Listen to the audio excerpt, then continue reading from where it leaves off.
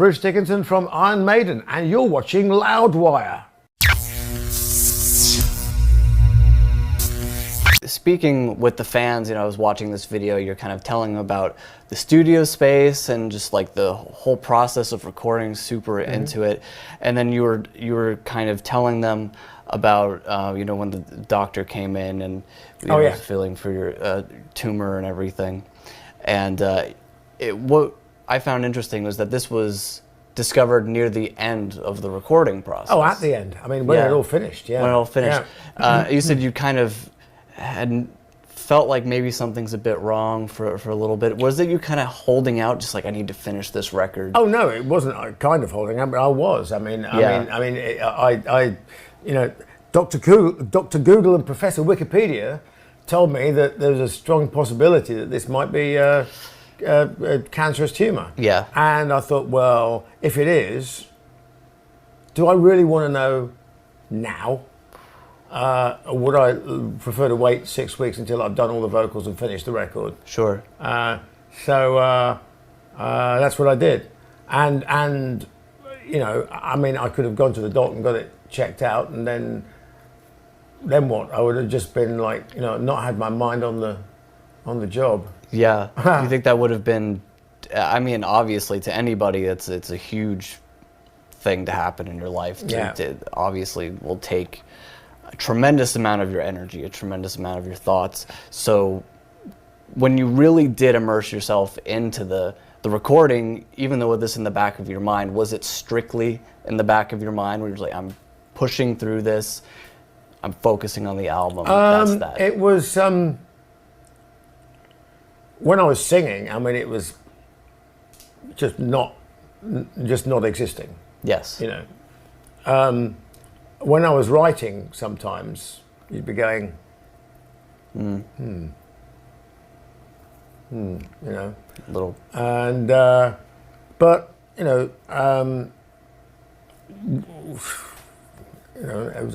was my decision, and I kept wondering when I'd go home at weekends and I'd say, sit there and having a beer and sort of go, this lump. People go, oh yeah, you do, yeah, it's a bit of a lump, isn't it? You should probably go see the doctor. I said, yeah, I probably should, yeah.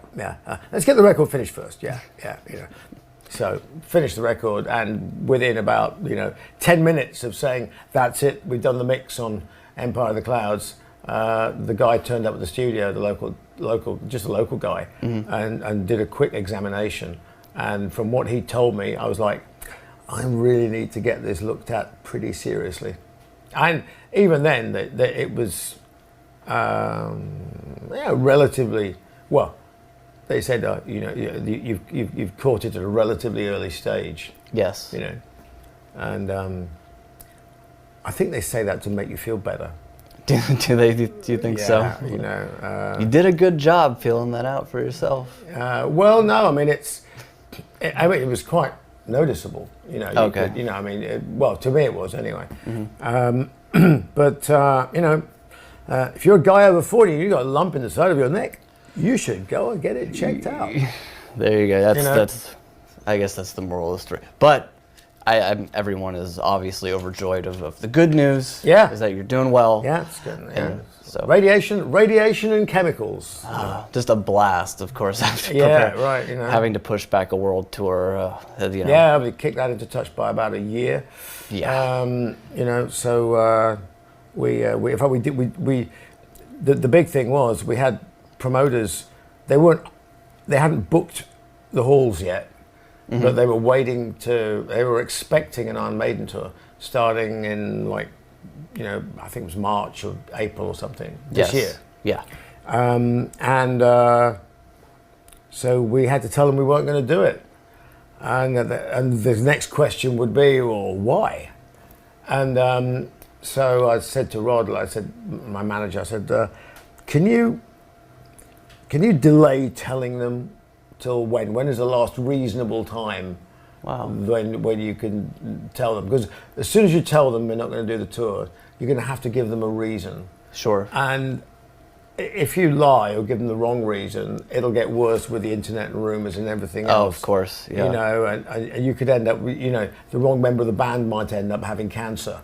you know, or whatever it is, whatever crazy rumor there is, you know, because all this stuff it all gets out there. So you've got to you've got to sort of tell it like it is.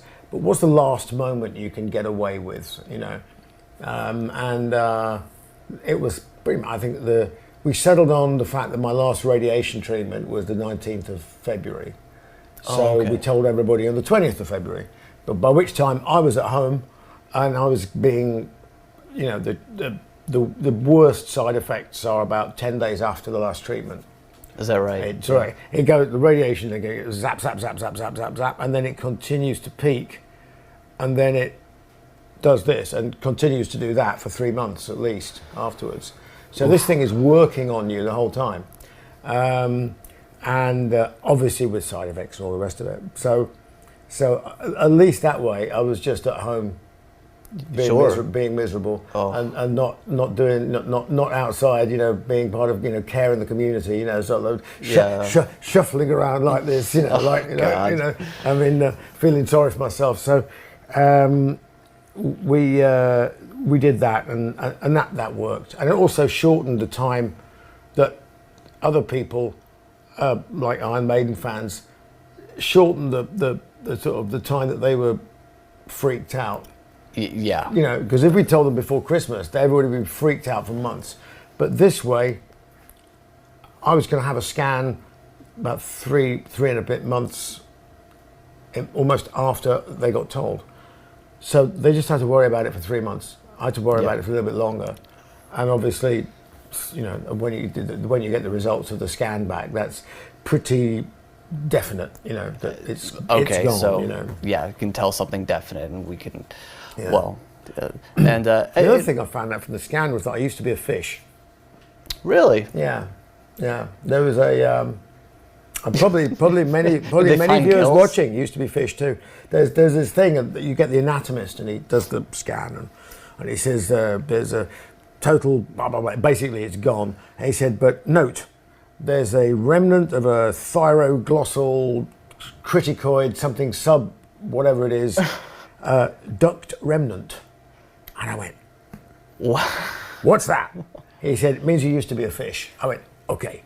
You're living proof of evolution. Yeah, or not. But this is it. This is the moment where it's proven. Nobody can argue. There you go. Well, that's an interesting thing to learn about yourself. Yeah.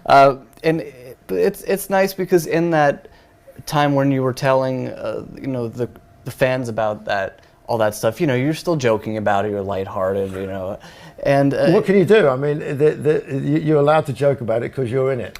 I think absolutely, you know, but being I think a fairly private person, you know, at least compared to a lot of other musicians out there whose lives are like open books, you know what I mean? You know, does that kind of put you in a strange situation where you are going to have people saying like, "Oh, are you okay? Mm-hmm. I'm so happy that you're doing better," and that's, you know, just it's going to be a talking point. No, but it's understandable. The funny thing is that when you know, you turn up, and the first thing, one of the first things one of the good things was none of my hair fell out. Yes, it's all real. Look, it's all, actually it's attached firmly. You know, I mean, it's like, you know, so none of this fell out. I was like, well, that's okay. But in protest about having cancer, I grew this really big hairy beard. Really? Yeah, the big beard. I'm like, okay, take that. You know? And then one day it all fell out. Oh no! Just dropped like Christmas tree, you know, and it gets a little dry, and suddenly all the little spines go plur on the floor, and it just went. I went, it's gone, and help, you know, and that was the radiation doing that. But all I was left with was this really, really nasty moustache that looked like and sort of like these funny little mutton chop bits here that kind of worked. And I just looked like an awful 70s porn star. Please tell me you have photos. And please tell me there are photos. There are photos. And the worst thing about it was when I, shortly after I got done with the treatment, and I went, right, that's it. I am going to go and get myself back on the solid food. I'm going to start trying to do some exercise. I'm just going to not let this thing. Went up to see the airship on the floor I was in, and they said, oh, you couldn't give us a hand. We're doing a crowdfunding initiative, and could you do a video for us?